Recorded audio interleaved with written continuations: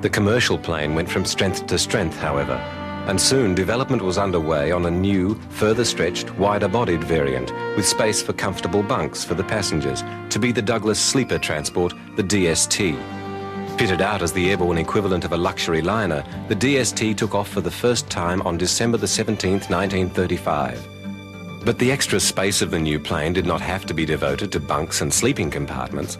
It could be as easily configured without the extra windows for the upper bunks as a standard airliner. And in August 1936, the first of these planes was delivered to American Airlines, the first DC-3. With the war, production of the civilian planes stopped and the C-47's mass production commenced.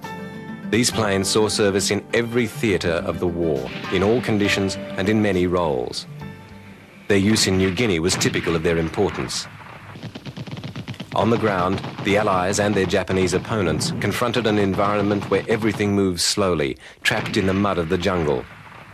It was only in the air that the wretched conditions could be overcome, and the C-47, as the biscuit bomber, became a major advantage that the Allies held. Allied troops could call on the Dakotas for airdrops.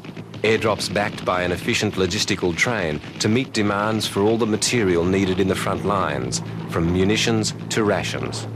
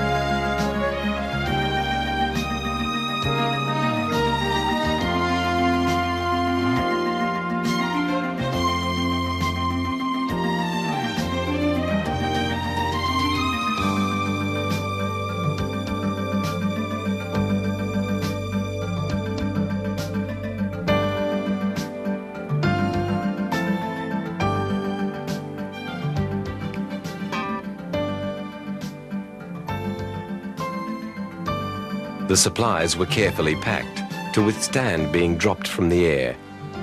The humble activity of packing became a life-saving skill.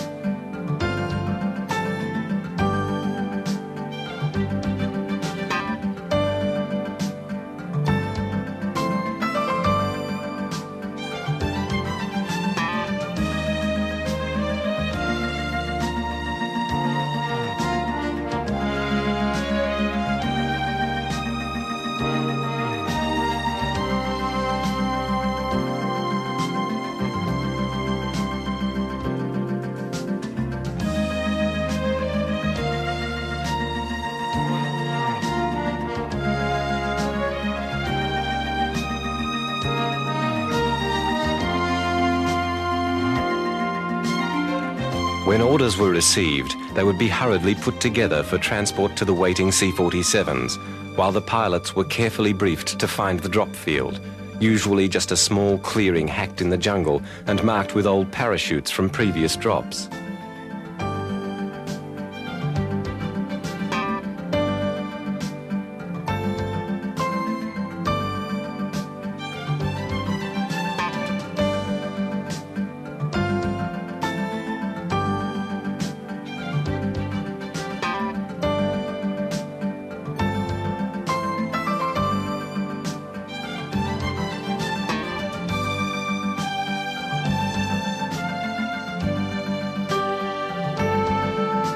By now, at the field, the C-47s were being hurriedly loaded.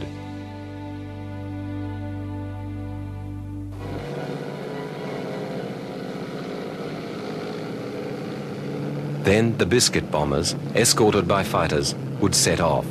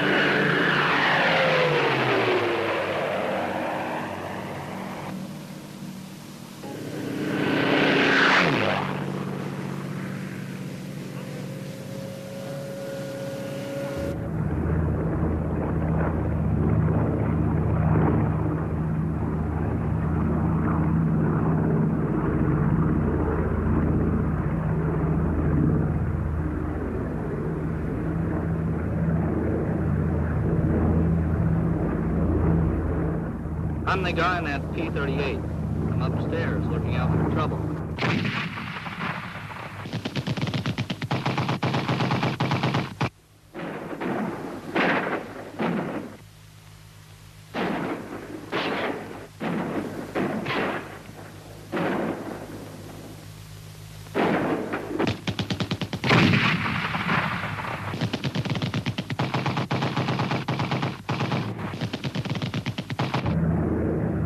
In those decisive months when the war in the Pacific finally turned against the Japanese, it was the C-47 and the parachute that combined to make the Allied victory in the jungles possible.